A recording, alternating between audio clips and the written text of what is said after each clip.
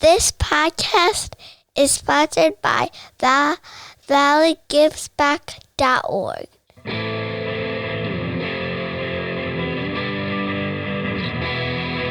For hundreds of years we've brought you the news. Printed the info, we gave you the clues. Owners' profits were always sky high. Changing market now threatens our lives. Post-literation, critical reading, dumbed down nation, signs of inbreeding, TV sucking ideas from our head, public discourse just about dead. We'll ride the dinosaur, yeah, ride the dinosaur. Hey everybody, welcome to Navel Gazing, the Valley Indy podcast. I am your host, Eugene Driscoll of valleyindy.org. That is a nonprofit online newspaper. In this episode, I'll be talking about progress. Yes, progress happening in Derby's Downtown Redevelopment Zone. But first, a word from our sponsor, valleygivesback.org. Love your local nonprofits and build a better community with a gift that costs you nothing today. Name a Valley nonprofit in your estate plan and create a legacy that tells future generations what mattered to you. With a planned gift, you have the power to impact the Valley forever without affecting your current lifestyle. Your action will inspire others to make a difference in their own way. Remember the Valley. Ask your accountant, financial planner, or attorney about plan giving options. Plan now. Give later. Impact tomorrow. Learn more at valleygivesback.org. So back on February 18th, this is Eugene again. That was Eugene interrupting Eugene. On February 18th, the Derby Planning and Zoning Commission approved the construction of 203 market rate apartments in the downtown Derby Redevelopment Zone. The Derby Redevelopment Zone is mostly vacant land on the south side of Main Street, also known as Route 34, between Main Street and the Housatonic River. That's the body of water. Well, you probably know what that is. The zone stretches from roughly the Derby-Shelton Bridge, which is due for a makeover, by the way, that's being planned, to the former Lifetouch building near the southbound entrance ramp to Route 8. Now, the February 18th decision by the Derby Planning and Zoning Commission marks the first time since this Valley Indy launched in 2009 that something's actually happening in the redevelopment zone other than the demolition of buildings. Judging from the Facebook comments on the story I wrote February 18th, which is on valleyindy.org, there is heavy skepticism regarding progress in that redevelopment zone, and it's with good reason. It's often been a campaign issue with the various candidates and administrations who've promised progress. There have been lawsuits that have cost taxpayers millions.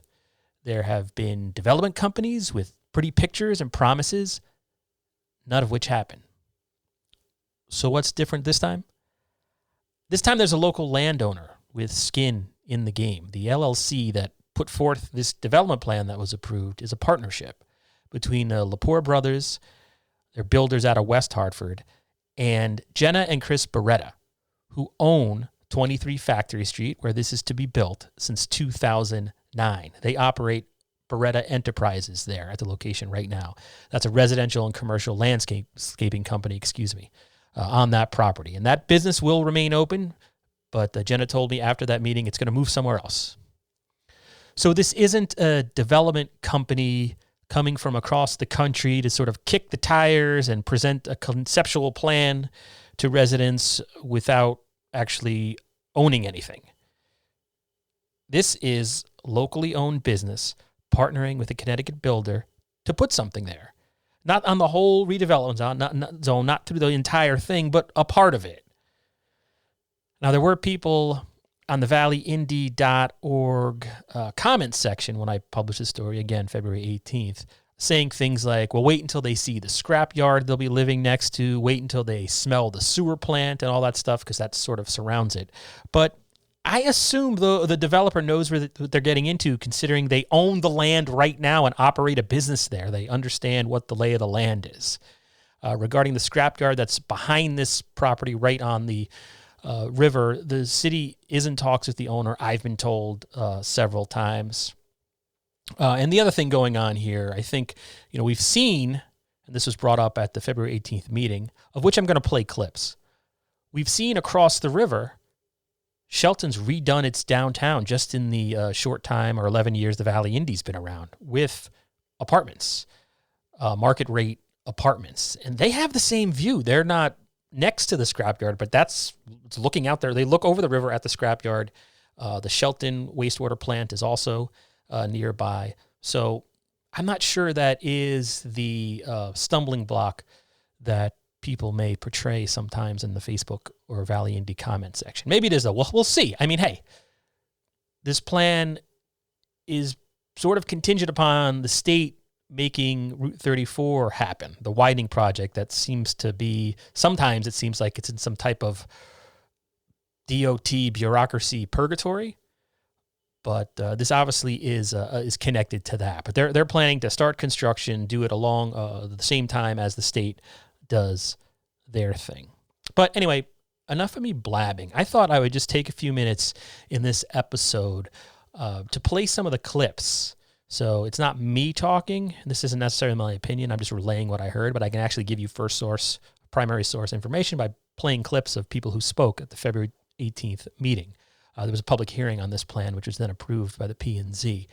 And I thought, just in terms of history, for history's sake, let's go through some of these. So the first clip I'm going to play from February 18th during the public hearing on this 200-unit development to be built on Factory Street. This is Walt Mayhew. He is, that was my phone. I apologize about that. Walt Mayhew is the city treasurer, recently elected, and a concerned Derby resident in general. And he raised some concerns that he has in particular with this project. So without further ado, here is Walt talking. I have a severe concern for the density of the project. Derby is already the 17th highest density city in the state, following just behind some of our major urban centers, and even ahead of urban centers such as Bristol, Meriden, Manchester, and New Haven, and Milford.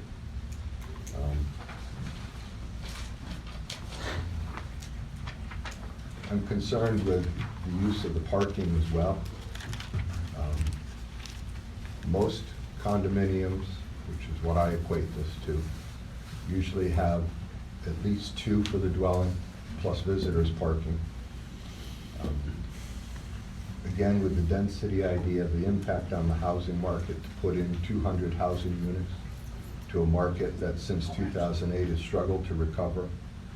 And right now, from what I can gather from talking to some people in real estate, the fair market value of housing is still about 30% below where it was in 2008. So that was Walt Mayhew. I apologize. That sound quality was a little lower than I expected. Hopefully the other clips aren't quite as low, and hopefully you could hear that. But Walt was raising some concerns about the density of this project, and this was Derby's first PDD approval, I want to say. Hopefully I'm not wrong. They did a plan development, whatever the other D is there, and that's a planning technique that Shelton uses all the time. And basically, and I'm a layman, from what I understand and observed, it basically gives development proposals that the town sees a benefit in, or the city sees a benefit in. It gives them some wiggle room in terms of density, in terms of parking, and that's what it did here. It sort of creates an overlay zone, and then in the Planning and Zoning Commission approved the site plan and a master plan for this particular project. So it gave them a little wiggle room, and Walt sort of brings that up. And just for the record, these market rate apartments include 178 one-bedroom units, 21 two-bedroom units, and 4 two-bedroom townhouses. So that was Walt Mayhew sort of raising a concern, I think is accurate to say. And up next is Town Clerk Mark Garofalo, who also raises some issues, while not necessarily opposed to what was being proposed in front of the P&Z. Here's Mark Garofalo talking about it. Yes, sir. Mark Garofalo, I'm the town clerk, keeper of the records in town, and there's 2 issues that I just want to speak to you about that are for the record and just for your consideration, the first is to remind you and implore you, I heard some of it, but I just want you to implore you that you are the Planning and Zoning Commission. So in all of these projects, hopefully as things progress, that you remember your planning hat and your role as planners to make sure that there is in fact a comprehensive plan that is inclusive, and that the parking, to echo what Attorney Thomas said, if you look at all the projects that are being approved across the river, the parking is a major issue there because it's not taken into account. All you have to do is look over here to the... So that was Mark Garofalo talking about parking and saying that while downtown Shelton has been successful, Howe Avenue in particular, it is difficult to get through at rush hour. And I know that from personal experience, and I'm sure you do as well.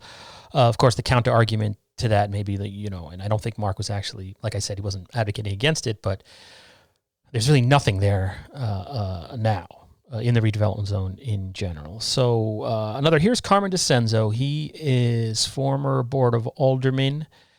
He is the city's current part-time economic development liaison. And here's Carmen weighing in at the P&Z meeting in February. With all due respect to the commission and to the Derby Downtown group, I've been working with this group now for the last 2 years. We've went everything through with your group. They've been working very hard. They've been putting a lot of money into this. I don't see where the density is a problem. I mean, when we're graduating 65 students from our high school, we can afford to graduate 150 from our high school. That's not a problem for us.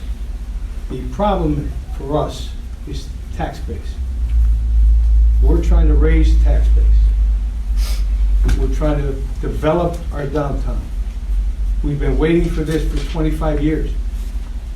I'm born and raised here, just like most of you are. I welcome this project with open arms.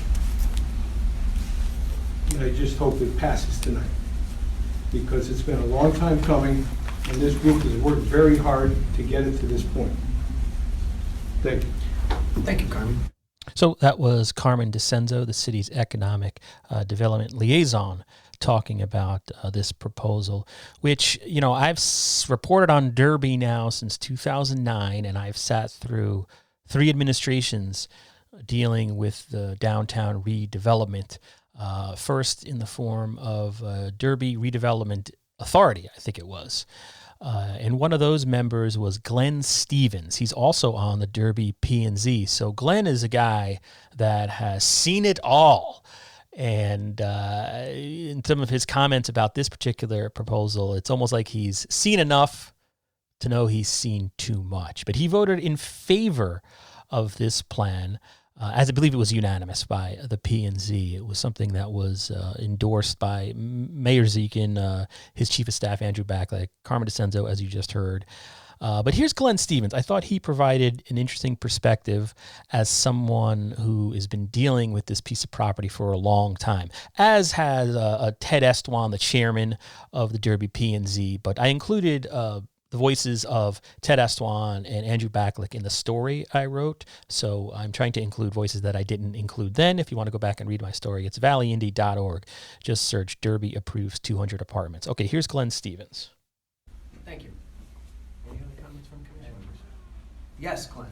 So I like to think that we can all learn from our mistakes. I believe 10, 12 years ago we had a potential project down there, and everyone wanted an all-inclusive project, and there were some that said, well, it would be a seed that could grow, and for some reason we didn't move it forward. And I've always, since I've been on this commission, regretted that decision not to put something there to start the project. And so I think that this is it's not all-inclusive like everybody wanted at one time, but it's a start. And I agree with all the other comments from here. It's a start to get things moving in the right direction. And back then, everyone was opposed to the density, mixed use, the whole thing, but that's the only way this is going to go forward.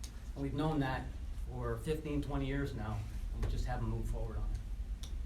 So again, that was Derby P&Z member Glenn Stevens talking about this proposal to build 200 market rate apartments on Factory Street in the Derby Downtown Redevelopment Zone. And I should just note, Mayor Zekin's administration sees this development, hopes that this development is a turning point for that mostly empty redevelopment zone. The new apartments will be next to Route 8, the Derby train station, city's popular Greenway Riverwalk.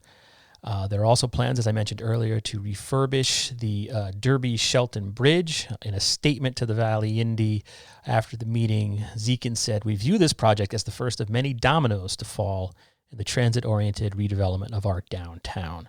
203 market-rate residential units will provide a critical mass of residents who will patronize the city businesses, especially those along and around Main Street." So the hope is that this will trigger more projects on the south side of Main Street. And of course, people still want Elizabeth Street to prosper and other stuff to happen. Sorry, I got a lot going on at the moment. But I'll leave you with, this is Dominic Thomas. He is a prominent land use attorney. If you follow local news at all, you're probably aware of Dominic Thomas. He has an office right on Main Street across from this. He's across from the Derby-Shelton Bridge.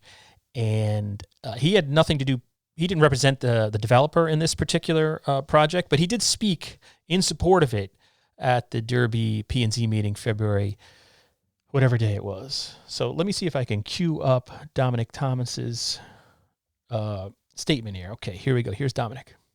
Anyone else from the public? Yes, sir. Yes, Dominic Thomas, 315 Main Street. I'm speaking here even though I'm representing another application as a downtown business person.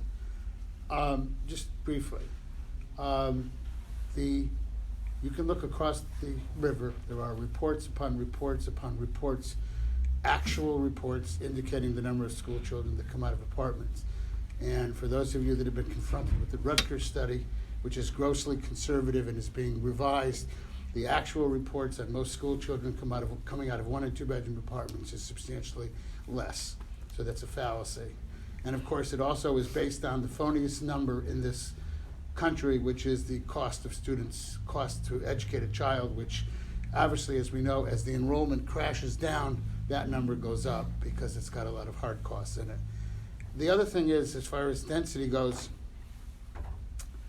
if density were a problem, the downtown across the river would have sunk into the river at the present time.